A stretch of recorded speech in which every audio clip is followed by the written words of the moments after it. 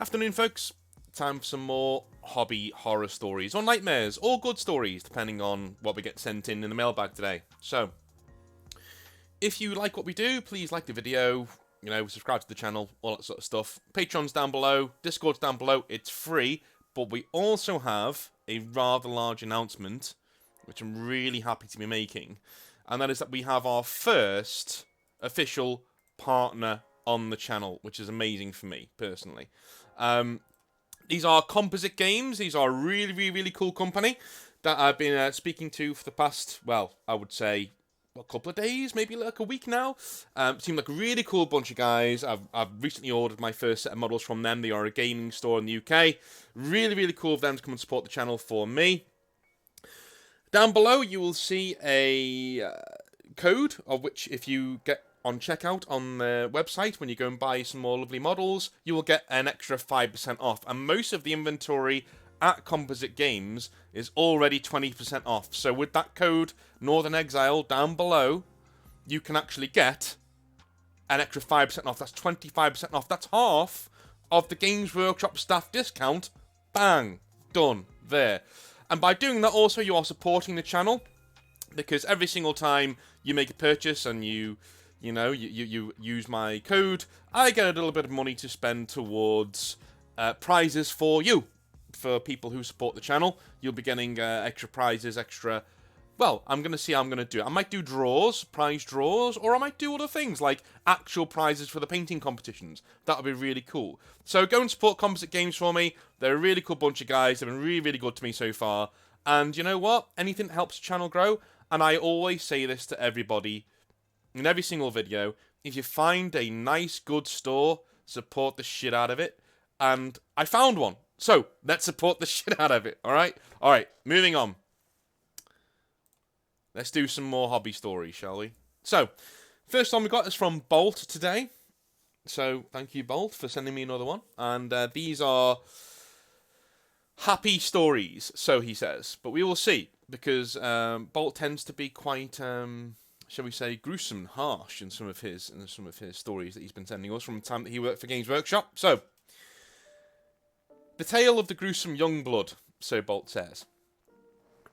In our local Games Workshop store, we had 4 major event days per week. That's pretty cool, alright. We had a large staff of 1 manager, but enough about him. Yeah. 2 full-timers and 4 part-timers, so a very large store. Cool, alright. Tuesday evening was beginner painting run by the 2 coolest guys in Games Workshop history. 2 young men I'm so proud to still call my friends. Wednesday was Warhammer 40k game night with up to 6 tables running at a time, run by a guy who is now a teacher. But I would have gladly seen him as my manager, because with the 11 years in the store as a part-timer, he was skilled, professional, and extremely cool. Thursday was my night, Age of Sigmar, game night, 6 tables running, and I have some stories about those nights. I ran a campaign with progression systems I made myself, and even our district manager, who was normally a Games Workshop hardliner, just let me run it without the wording, it makes bank and smiles. Okay, cool. Again, English not Bolt's first language, so let's not jump in on this too much, but yeah. So this guy is a GW hardliner who is playing in your Age of Sigmar campaign, but he still liked your campaign. Good. Awesome. Well, I like when people at Games Workshop have brains. That is nice. Sunday was our beginner gaming session run by us all, but mostly with me and the Tuesday guys. Those are the 40k guys. I would be in for Age of Sigmar Sundays, since I knew the rules better than anyone else. Pretty much. Okay, cool. Some of the beginners became really good. You get good if you play 2 games every week, while getting instructions from 3 GW employees who are also really good players, I guess. One of those boys was a power gamer of some renown, and after some time, we couldn't justify him playing against the beginners. So he talked to his mother, and said we thought it would be best for him to start coming on Wednesdays and Thursdays instead. And she just said, well, it's his only hobby, so whatever floats his boat, and keeps him off the computer is fine by me. I've had this exact same interaction with parents, you know, where you've had to say, look, you know, he's now too advanced for beginners. We need to have him coming into different hobby nights, things like that. Some of them are fine with it, some of them aren't. At that stage, you know, you kind of tie it in, because you're not going to tell this kid to not do the hobby anymore, you know. So if Sunday is the only time they've got to actually come in and do the hobby, the way I normally work around that, if you're interested, if you're running your own store or you're getting into the hobby and you're looking at doing shit like that, I would normally set aside a staff member to play with him.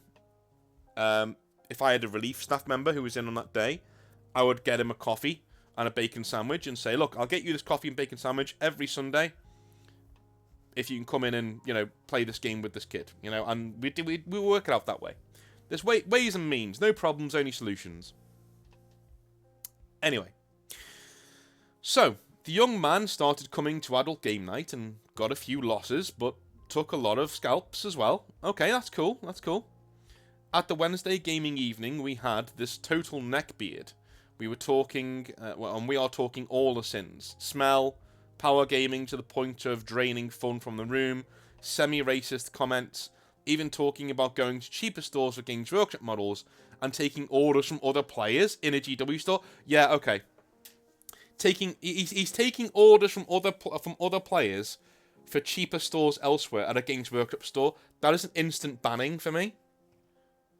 And I'm sure I'm going to get a lot of hate for this. But that is an instant banning for me. Like, that is... I would... Not many things would make me lose my shit as a manager. That's one of them. That is one of them. I would literally absolutely lose it. And just be like, yeah, you can get out. You can get straight out. Straight away. Back up your silly models. You know. Just get out. Like, that is not on. You are taking custom away from... You're basically... If I'm providing for my kids with this job, you're taking food off my table. Get the fuck out. And I'd be completely within my rights to say that, as far as I'm concerned. That's appalling behaviour. Really is. Don't go after somebody's business, right? As Dave Chappelle says, right, in a really cool story. This is a story that I really liked. Is that he's in Atlanta. And he's in this city, and he's doing a bit, and he's got this girl coming around, and he's got $80 in his pocket, and he sees this grifter doing this game. You know the game where you've got like a ball and you've got these 3 cups? I'm sure you know what I mean, right? And he's switching things. So Dave's looking at this, and he says, I know where he's got that ball. I know where he's got that ball. And he goes over there, and he sits down $40, so half his money, and loses. And he's flabbergasted, and he walks away. And he turns around, and he realises that this guy is cheating. The ball isn't anywhere in the cups, it's in his hand, right? It's like a fan trick. And he goes over there to start telling people, hey, you know, this guy's cheating. This big guy who's doing the cups jumps over the table and grabs him, but then sees the look of fear in Dave's face and stops himself, gives him his money back, and says, young man, never come between a man and his meal. Now, that really stuck with me, and that's how I look at stories like this guy, and I start to get really hot under the collar. Because there's no need for him to do stuff like this. It's appalling behaviour. Whether or not the manager deserves it or not is beyond the pale anyway, right? That doesn't matter. Do not mess. Do not come between somebody and their meal. Do not come between somebody and their rent for that month. Don't be a piece of shit. Moving on.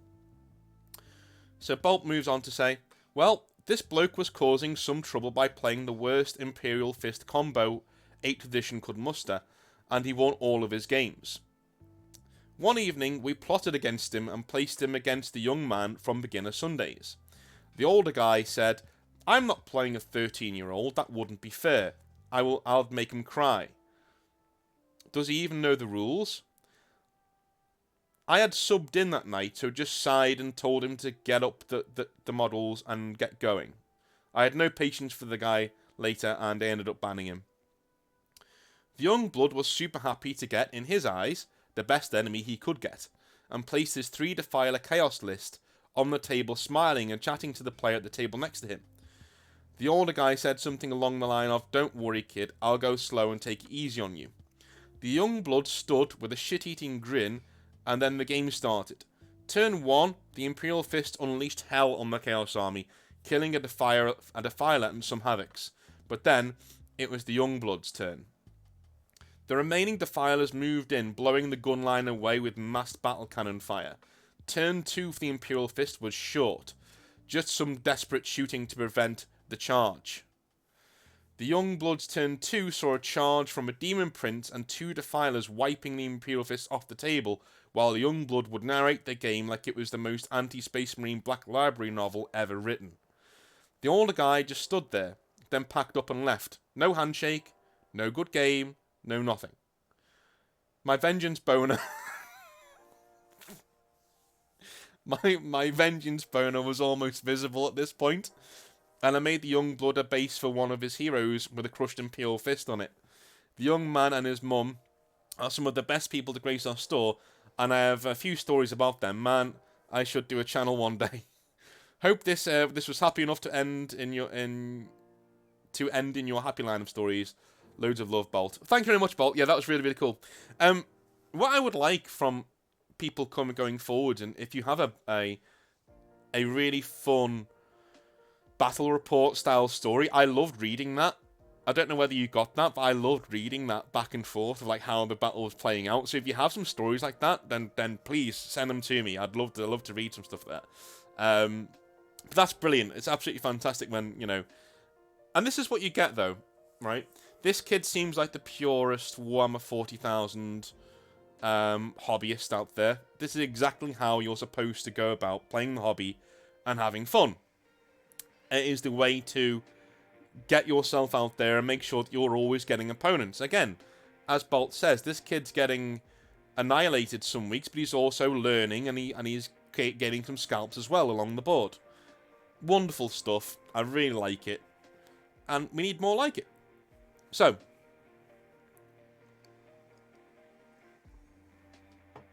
Alex says, oh, one sec, let me just... There we go. Alex says, "Hi, Exile. And by the way, before we go anywhere, this isn't in the story. Before we go anywhere, not all of these stories, I'm not saying anything about Alex's story, I've not read it yet. Well, I'd skimmed it the other day. But not all of these stories will be balls to the wall action, right? And if you're coming into these expecting, like, drama in every single video, well, you might not get it. This is for you to chill out to just do your models, do your hobby, be on the train, have a relaxing time listening to some stories about the hobby that we all love so much." So, Alex says, "Hi, Exile. I just wanted to say you're my favourite channel." Thank you, man. Thank you very much. Keep up the great work. Anyway, I have a short but funny story. So back in 2019, I won an Instagram giveaway for any 40k stuff of your choosing within a certain price limit. I was really amazed that I actually won out of so many people. And after some messaging with the giveaway organizer, I picked out a Blood Angels tactical squad and a chaplain. He was kind enough to also get a can of Blood Angels red spray too. So everything was going fine with building them, but everything soon went downhill. See, I shook that red spray, oh no, a good amount, as I would for any other spray, and began priming the tactical squad with it from a good distance. I finished spraying them and left them to dry, excited to begin working on them as soon as I could. Alas, for whatever reason, I came back to them to find that every single one of them had been covered in thick chunks of red paint that completely obscured 70% of the details on them. I was mortified. In a panic, I looked up how to strip paint and found that an easy way to do this was through submerging them in Dettol. I've done that before.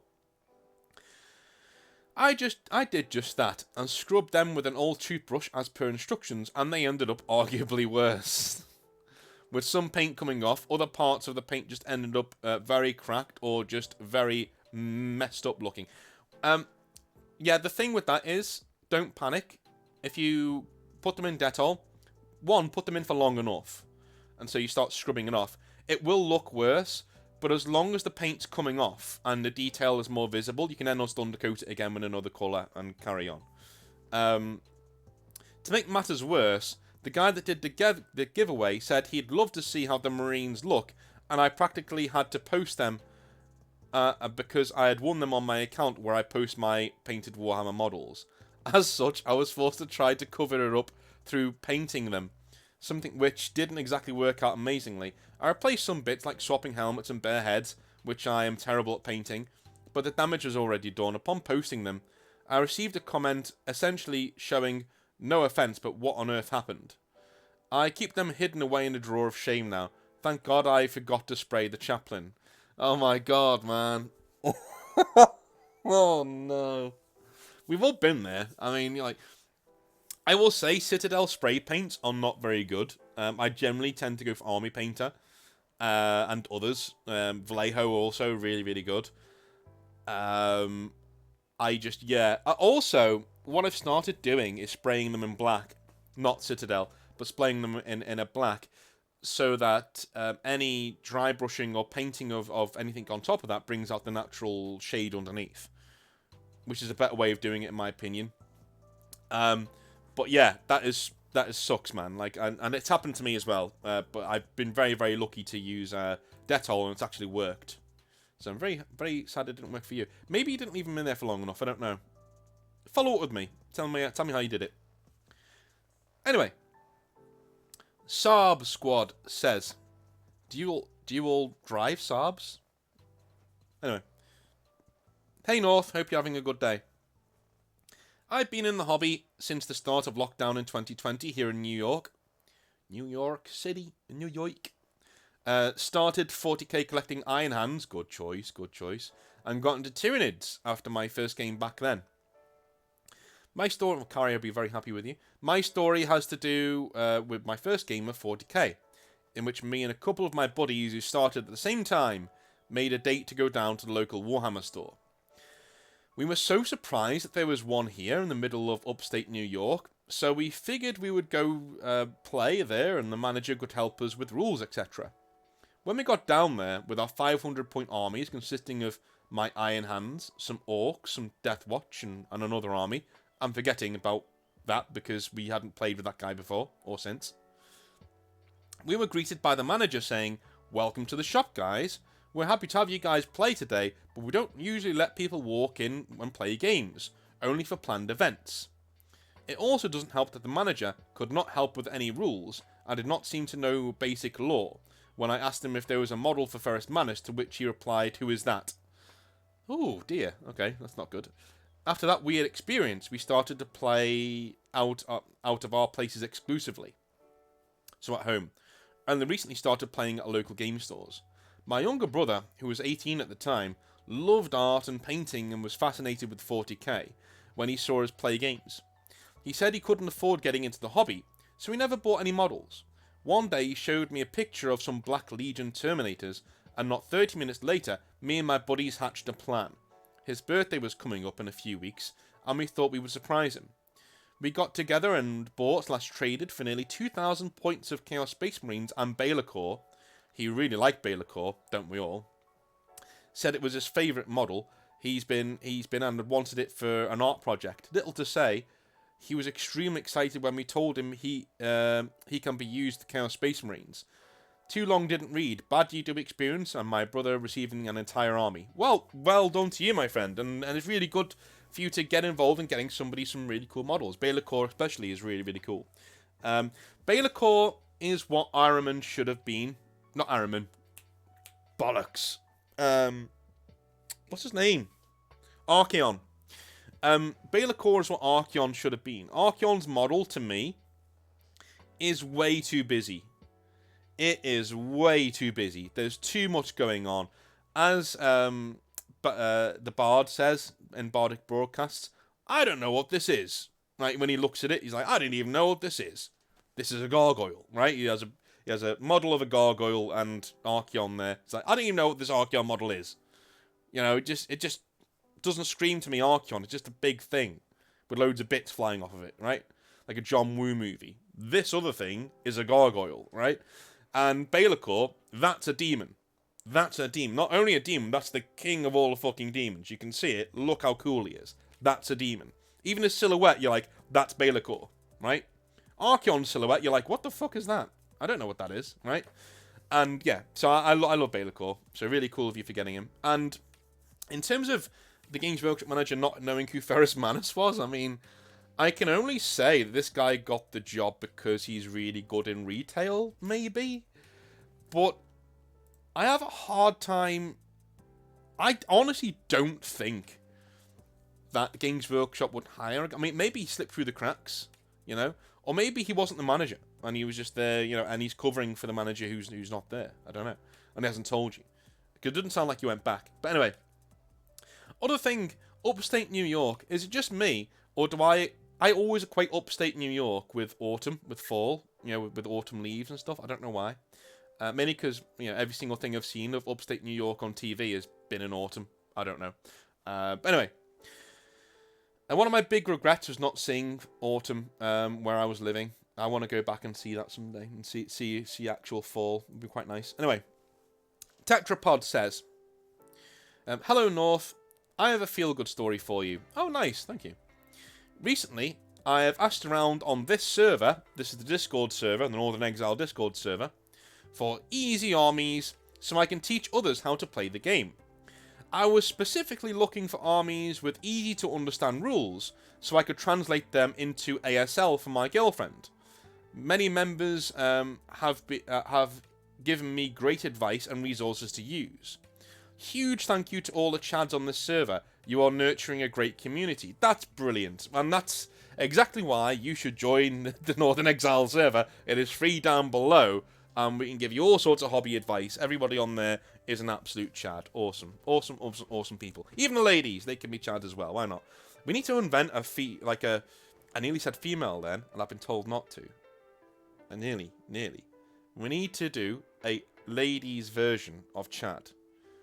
It's like kind of the anti-Karen. We need to come up with that. Or just call them F-chads, whatever. I don't know. Anyway.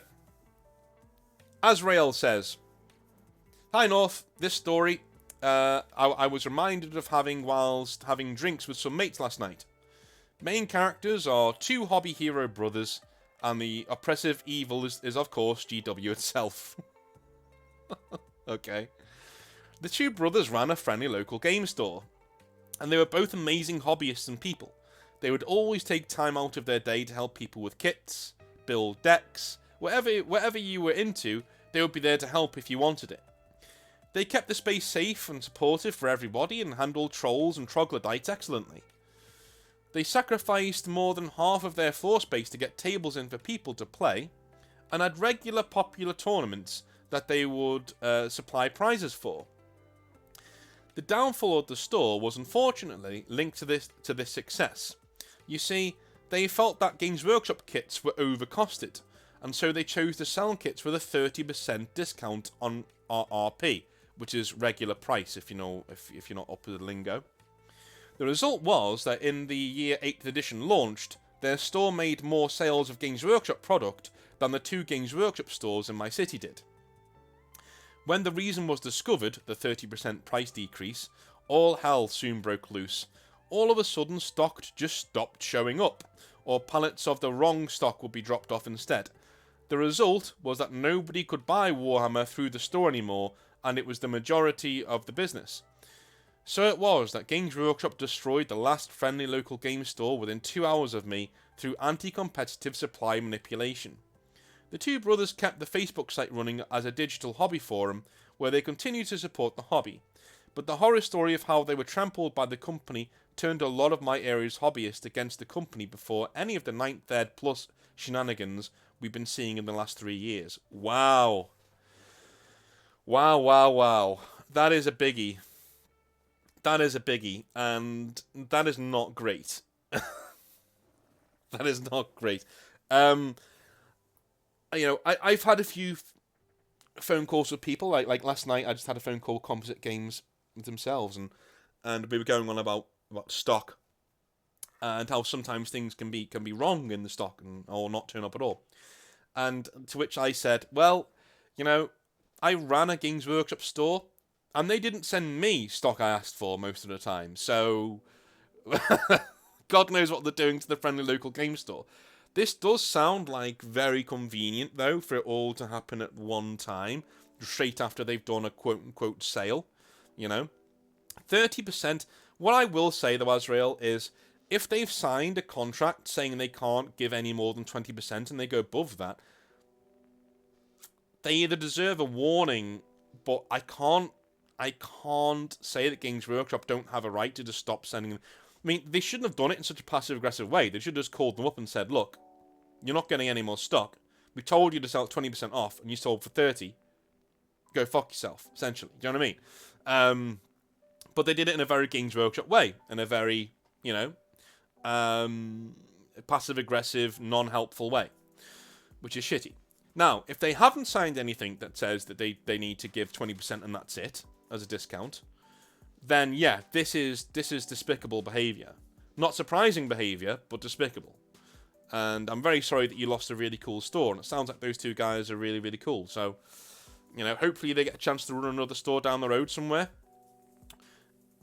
I'm really, really sorry about that. That sucks. That sucks a lot.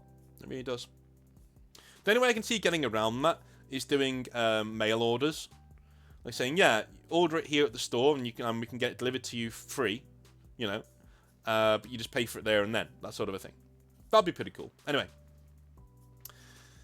Latro says, staff hobby horror story here. I was a key timer. I said key primer then. All you do is prime models all day. Latro says, I was a key timer, part-timer, in a Games Workshop store when at uni. Again, this is a really good, this is me talking, this is a really good way to get into Games Workshop, if you want to. The amount of guys I know who were key timers, part-timers, before they went on and became managers is ridiculous. A guy comes in wanting to return a Lord of the Rings Balrog as it was damaged, quote-unquote. The full-timer at the time was dealing with him, and let's just say said staff member was a bit highly strung at the best of times. So the guy has no receipt, and it's broken, missing a wing. He could not let up. And the sorry you have no receipt was the reply he got to all of his moaning. This went on for about 15 minutes. I want my money back, you are selling crap products, etc. Eventually, he stormed off, and the staffer went out back, and at the top of his lungs shouted, "Fucking wanker!" Then came back into the shop floor, said, "Sorry about that," in a very calm voice, and carried on working as if nothing had happened. Truth is, the bloke had stolen the Balrog, broken its wing off the sprue, and was trying to pull a fast one. It's one of my best memories working for Games Workshop. Feel free to share the story. Alright, cheers, man. This is the oldest trick in the book. I will tell you this now. Even if I remember you, right? And if I remember selling you something and you don't have a receipt, right? I will get into trouble with head office if I don't scan the receipt into the till and I just give you a refund, and I'll tell you that to your face. Like, I remember selling this to you, but you need to keep the receipt. Because if I don't have the receipt, I can't do a return here and now. I can phone up head office, and you can come back another day, and I'll have some news for you, or give me your email address, and I'll try and sort it out for you. But I can't, I refuse, I'm refusing to give you a replacement here and now, because for me to just give you a replacement here and now without me getting it in the neck, I need to take your receipt, I need to scan it into the till, and known loss it, and then give you it. Because then I will not get into trouble. Right? It's not worth me getting into trouble, I'm sorry. Right? And that's it. If you approach people with reasonable attitudes like that, 9 times out of 10, they're fine with you. I did have a few people, well, one, who wasn't happy with that explanation, and said, you're stealing from me. And I said, well, actually, no, I'm not. Like, you bought a product from me, that was defective, and I've told you how to get your money back, right? You either go and look for your receipt and bring it back to me as a proof of purchase, or you allow me to call up head office when I've got time. The store's very busy, it's a Saturday afternoon. You allow me to call store head office tonight after work, right? And you come back in, let's say on Monday, and I'll give you some news then. Or you give me your email address and I'll email you tonight, right? Those are your options, if you approach it like that, 9 times out of 10, people will be okay. You know? Unless they're a thief. Or they're unreasonable. You know, I had thieves come in and try this once or twice. The worst thing that you can do to a Games Workshop manager, please don't do this, right? I had people buy, you remember that horrible manager that I had? Right. Sometimes, and I knew he did this, right? Sometimes, if somebody bought something from his store and then either it was defective or they had buyer's remorse and didn't want it and wanted to return it, he would send them to me, right? He would send them to my store to return it. So that means it comes off of my overhead and not his. It counts as money coming out of your till. So if you've only made £90 that day, and somebody comes in and returns £120 worth of stuff, you've made minus £30 that day. And it says that on the account as well. And you will get an angry phone call. Right? Like, it's just... I got that all the time. I'd get people saying, oh yeah, I bought this at the other Games Workshop, but, you know, he advised me that this one's closer and I can just get it here. I can get my, my return here, and I'd have to give it to them. Because they've got a proof of purchase from the other store. You know, it's just, I hated that. Do not do that. If any manager of a Games Workshop says to you, hey, yeah, sure, there is this, when you call them up to get a refund, say, yeah, can I come in and get a refund, please? If he says, yeah, sure, but there's this Games Workshop that's technically closer to you that you can get it from, or this Games Workshop, another thing he would say is, this other Games Workshop has more copies of this guy than I do. I only have the one. So would you mind going to that Games Workshop instead and getting your return? It's the same thing. You just go there and get your return prop from here. Because I've only got one of that model left. And people are reasonable. People are nice. And they go, of course I can do that. No problem. Hey, if I want to return this Archeon model, man, I've only got one Archeon model left. Would you mind going to this other Games Workshop? It's the same distance away, and they'll return it for you. Just scan the receipt into the till, and they'll give you, because they've got loads. Everyone's going to say, yeah, sure, I'll do that. Yeah, sure. Right?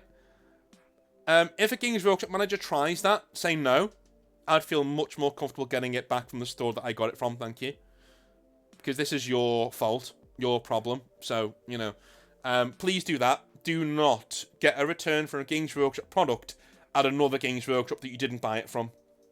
That's screwing over that manager for no reason whatsoever, right? That's just not a nice thing to do. Not your fault, but not a nice thing to do. So, anyway, Dredge says, hello again. I have a positive story for you. Or glory story, as Crit Crab calls it. Okay? I think it will be up your alley, given that it pertains to lore writing. In late high school, the Dark Eldar got their big update. I was so excited there was now a plastic army I was interested in. As I'd started the hobby with Pewter Battle Sisters. Oh my god, guy. Jesus. After pre-ordering the Codex and Calabite warriors, I was quickly enthralled by the witch cults because of their lore and their purple suit / pink hair. I started a cult of the Blade Denied army. At this time, I was involved with the Daka Daka forums, and one night scrolled through some user stories, and inspiration struck. Before long, I got to writing a story about my army's Siren, the leader of my Hecatrix Blood Bride squad. I'd named her Sybil. Sybil. And the story was largely a backstory for this character in my army. Cool. It was a tale of her transformation from a respected and decorated cult member to an unstable despot who was feared even by her sadistic underlings. Initial feedback on the forum was really positive, and someone even saying it looked like it could be a character write-up from the codex itself. One user went above and beyond though, and actually took the time, without me asking, to clean up and edit the story. He offered this revised version for me to repost without asking for any credit himself. This hobby hero even offered to mail me the Calabalite warrior banner that I was writing to add to Sybil's model.